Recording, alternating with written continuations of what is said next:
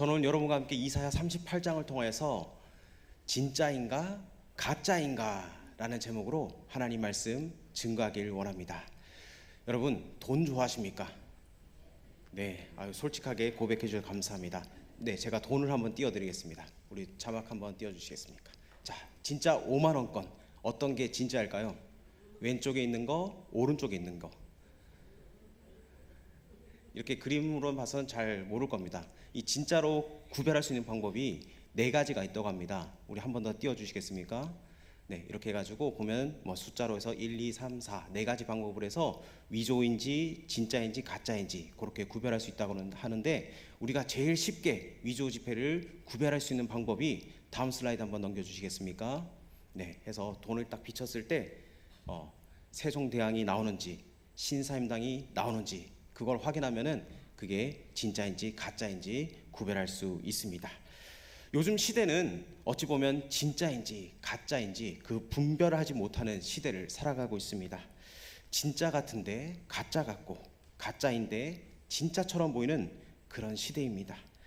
그런데 이 지폐를 감별하는 분들에게 물어보면은 지폐가 진짜인지 가짜인지 어떻게 구별하느냐, 분별하느냐, 그렇게 질문해 보면 한결같이 대답하는 것이 뭐냐면 진짜를 계속 보면 가짜가 보인다는 겁니다. 이 말을 우리의 신앙생활에도 적용해 보면 진짜를 붙들면 가짜가 보인다는 겁니다.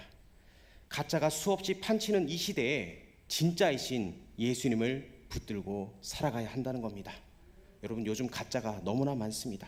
그런데 진짜로 살려면 진짜를 만나야 합니다. 즉 신앙의 본질로 돌아가야 한다는 겁니다. 16세기에 종교개혁이 일어났을 때 그 종교개혁의 모토가 되는 정신이 있었습니다. 그 정신은 바로 아드 폰테스라는 정신인데, 이 말은 즉 본질로 돌아가자 이 말입니다. 오늘날 많은 것들이 본질적이지 않은 것을 가지고 다투며 살아갑니다.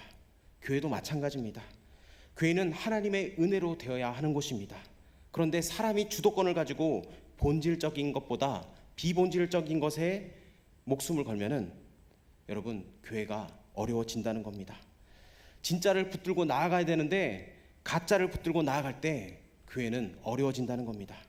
여러분, 주의 몸된 교회는 진짜이신 예수님을 붙들고 나아갈 수 있는 저와 여러분 되길 원합니다. 오늘 우리가 본문에서 읽은 히스기야 왕은 본질적인 것을 추구하는 사람이었습니다. 진짜배기 신앙인이었습니다. 히스기야는 남유다 왕 중에서도 신앙적으로 뛰어난 2명 중에 1명으로 다른 한 사람은 요시야 왕을 꼽습니다. 그렇다면 무슨 근거로 이 두 왕을 남유다에서 가장 뛰어난 왕으로 꼽고 있습니까? 이들은 공통점이 있는데 모두 종교개혁을 단행했다는 겁니다. 그 중에서도 히스기야가 먼저 종교개혁을 단행했습니다. 히스기야는 하나님 앞에서 자신의 신앙을 가지고 몸부림을 치던 사람이었습니다. 참된 신앙인으로서 본을 보였던 사람입니다. 히스기야의 진짜 신앙은 무엇인지 오늘 말씀을 통해 살펴보기를 원합니다. 히스기야의 진짜 신앙의 첫 번째 특징은 하나님 앞으로 달려갔다는 겁니다. 무슨 일이든지 무조건 하나님 앞으로 달려가는 신앙인이었다는 겁니다. 히스기야는 삶의 어려운 일이 닥칠 때마다 하나님 앞으로 달려가는 신앙인이었습니다. 우리는 흔히 어려운 일을 당하면 하나님 앞으로 달려갈 거라고 그렇게 생각을 합니다. 그런데 꼭 그렇지만은 않습니다. 그 어려운 일이 종종 하나님 앞으로 나아갈 수 없게 만드는 시험거리이기 때문입니다. 어려운 일이 내게 닥쳐오면 그 문제가 나를 앞으로 나아가지 못하게 하는 그런 상황으로 주저앉게 만든다는 겁니다. 그 상황이 그냥 원망으로 좌절로 다가온다는 겁니다. 하나님 앞에 진정으로 나아갈 수 없다는 겁니다. 그런데 히스기야는 달랐습니다. 진짜 신앙인은 어려운 일을 닥칠 때마다 해결할 수 없는 그 문제를 만날 때마다 하나님 앞으로 달려가는 사람들입니다. 그 신앙인이 바로 히스기야 왕이었다는 겁니다. 오늘 본문을 보면 그 삶의 어려움 속에서 무조건 하나님 앞으로 달려가는 그의 영성이 얼마나 철저하고 대단한지를 알 수가 있습니다. 그가 이사야에게 들었던 그 이야기는 그야말로 절망 그 자체였습니다. 우리 1절 말씀을 다시 한번 더 읽어봅시다. 1절입니다. 시작. 그때 히스기야가 병들어 죽게 되니 아모스의 아들 선지자 이사야가 나아가 그에게 이르되 여호와께서 이같이 말씀하시기를 너는 내 집에 유언하라 내가 죽고 살지 못하리라 하셨나이다 하니. 아멘. 히스기야의 상황이 어떻습니까? 병들어 죽게 되었으니 너는 그냥 죽을 거니까 집에다가 유언이나 하라, 이 말을 하고 있습니다. 기도하면 나을 수 있다는 말이 아닙니다. 너는 이미 끝났다, 더 이상 살 수 없으니 유언이나 남기라, 이렇게 말합니다. 그런데 이 말을 하나님의 선지자 이사야가 하나님의 말씀으로 이야기를 했습니다. 우리의 마음이 하나님에게 닫힐 수밖에 없는 절망적인 순간입니다. 하지만 히스기야는 어떻게 합니까? 하나님께 달려갑니다. 가서 기도하기 시작합니다. 기도하면 어떻게든 고쳐주시겠지 하는 그런 기대가 있어서 간 것이 아니라 그냥 어려우니까 하나님 앞에 달려간 겁니다. 여러분, 이런 신앙이 진짜 신앙입니다. 재고, 계산하고 판단하는 그런 신앙보다 본능과 같이 하나님께 달려가는 신앙이야말로 정말 놀라운 신앙이고 세상이 감당할 수 없는 믿음인 줄 믿습니다. 여러분, 우리는 어떻습니까? 조금만 문제가 생기면은 내 머리로 다 굴려봅니다. 계산을 다 해봅니다. 그래서 이걸 이렇게 해볼까 저렇게 해볼까 하다 정 안 되면은 어떻게 합니까? 하나님 앞에 나오는 여러분 순서가 잘못되지 않았습니까? 여러분, 어떤 일에 있든지 하나님께 무조건 달려오는 그런 신앙을 가지기를 원합니다. 여러분, 마귀는 이 일을 자꾸 방해할 겁니다. 가짜는 진짜가 아니기 때문에 금방 무너지게 되어 있습니다.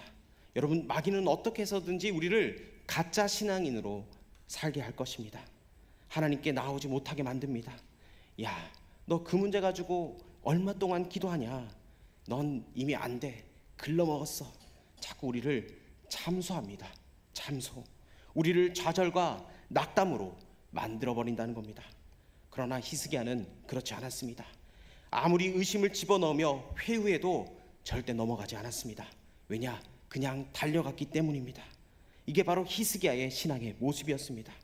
우리의 마음에 의심과 회의가 가득한 순간에도, 우리가 정말로 시험에 들었을 때도 그 마음 그대로 들고 하나님 앞에 나아야 한다고 오늘 말씀하고 있습니다. 여러분, 이것이 진짜 신앙입니다. 히스기야가 이사야로부터 그 병들어 죽게 될 것이라는 그 말씀을 들었을 때 나라의 상황도 좋지 않았습니다. 그때는 아수르의 공격을 받아서 상황이 매우 좋지 않았던 때였습니다.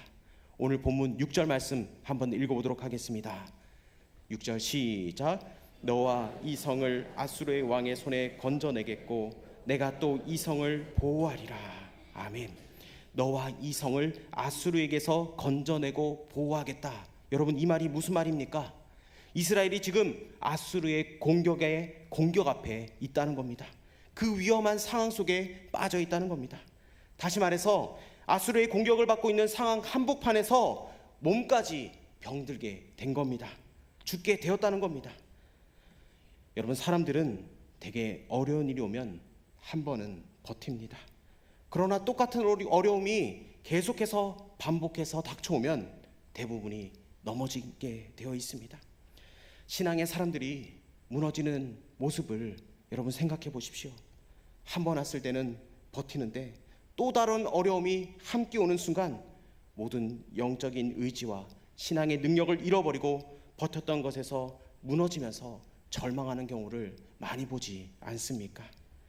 히스기야의 상황이 딱 그랬습니다. 하지만 그럼에도 불구하고 히스기야는 포기하지 않고 하나님 앞으로 달려갔다는 겁니다. 여러분, 어려운 가운데 계십니까? 내 상황이 도저히 희망이 보이지 않고 절망 가운데 구렁텅이 속에 빠져 있으십니까? 모든 문제들 가운데 하나님 앞으로 무조건 달려갈 수 있는 진짜 신앙인 되길 주 이름으로 축복합니다. 히스기야가 진짜 신앙인으로 인정받는 두 번째는 세상을 차단하면서 하나님만 바라보면서 여호와 하나님께 집중했다는 겁니다. 한마디로 말하면 하나님에게 집중했다는 겁니다. 우리 2절 말씀을 다시 한번 더 읽어보도록 하겠습니다. 시작. 히스기야가 얼굴을 벽으로 향하고 여호와께 기도하여. 아멘. 얼굴을 벽으로 향했다는 이 말씀은 그의 신앙의 특성을 그대로 드러내고 있습니다. 세상의 다른 것을 내가 보지 않겠다, 이 결단의 말씀입니다. 세상에는 다른 방법이 없다는 겁니다.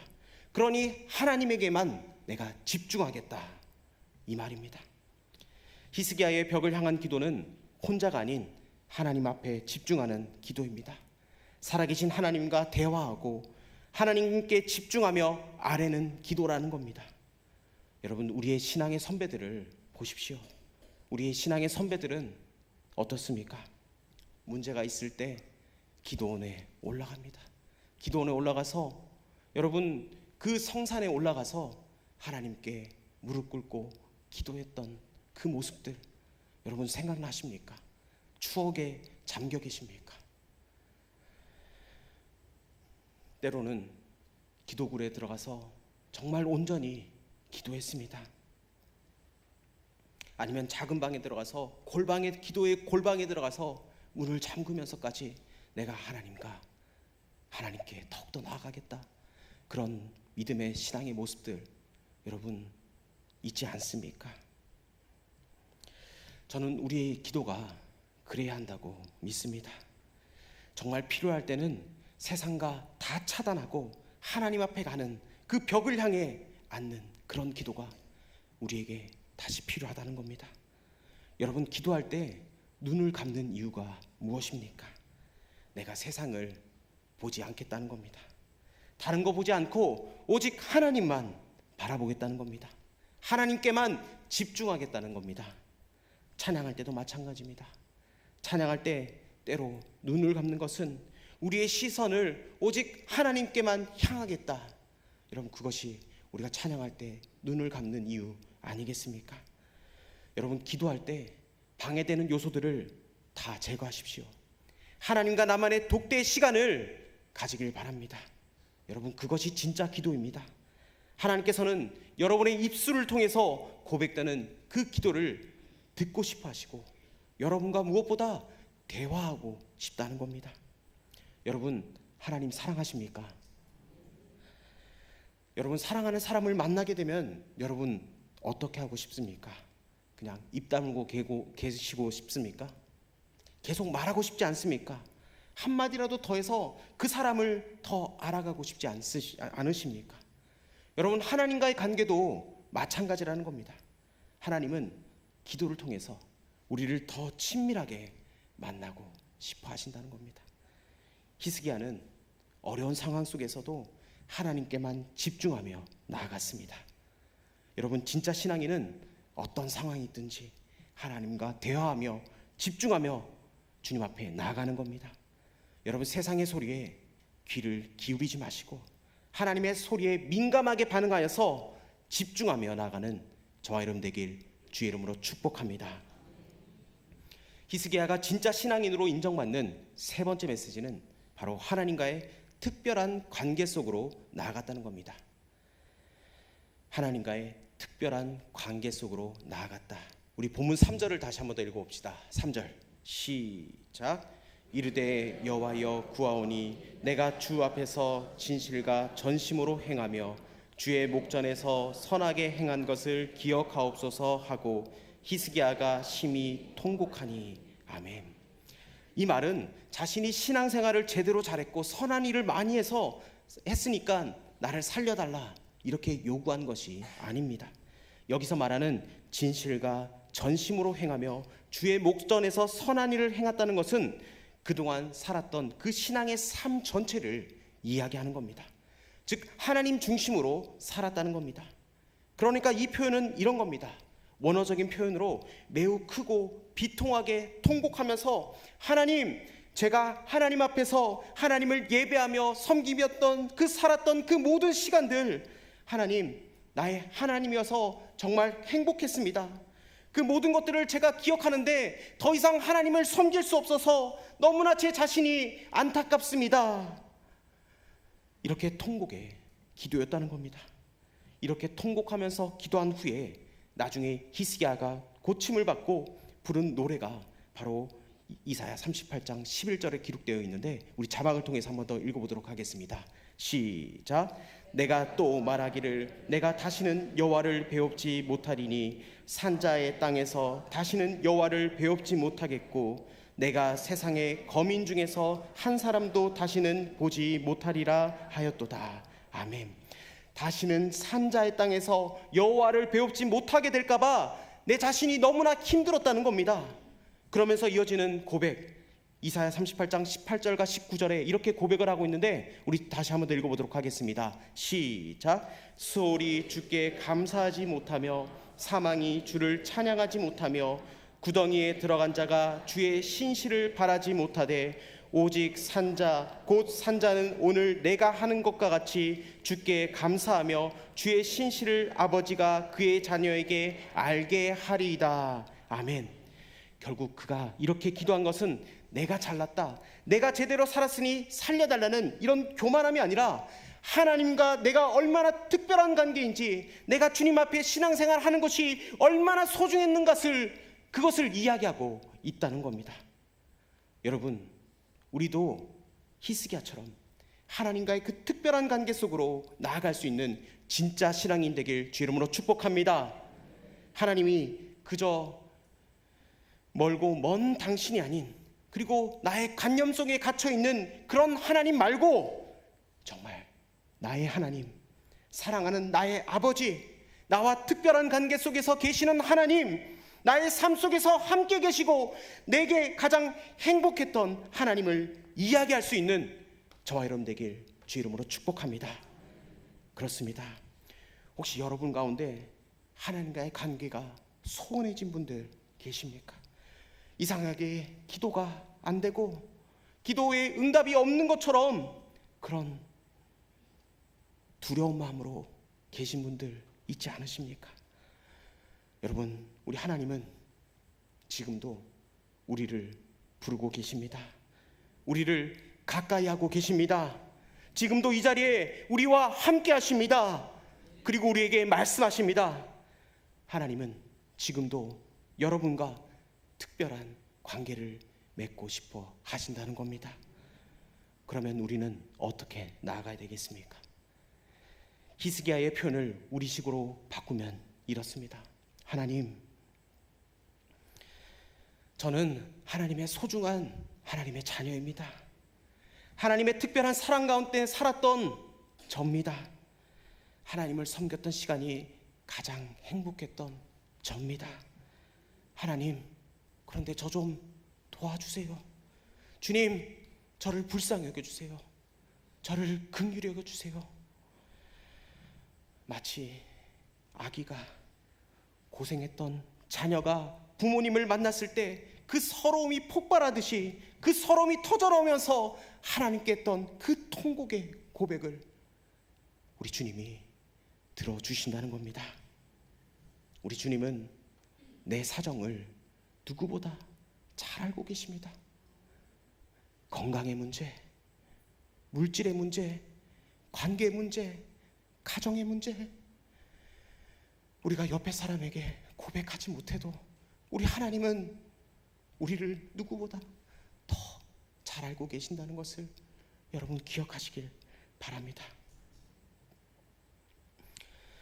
예수님은 하나님 앞에 주기도문을 가르쳐 주시면서 하늘에 계신 우리 아버지라고 기도를 가르쳐 주신 유일한 분이십니다. 여러분, 기도 외에는 다른 것이 없습니다. 기도는 하나님 앞에 나아가 우리의 모든 사정을 이야기할 뿐만 아니라 우리의 모든 마음을 물을 쏟아붓듯이 쏟아내는 것이 바로 기도라는 겁니다. 우리는 예수님이 가르쳐 주신 그 기도처럼 바로 그런 기도를 드려야 한다는 겁니다. 히스기야는 세상에서 쉽지 않은 그런 삶의 이야기를 감당하면서 어느 날 자신도 감당치 못할 그 청천벽력과 같은 통보를 받았지만 거기서 가만히 머물러 있지 않았습니다. 진짜 신앙인으로 흔들리지 않고 하나님께 달려갔습니다. 그리고 하나님께 집중했습니다. 그리고 하나님과의 특별한 관계로 나아갔습니다.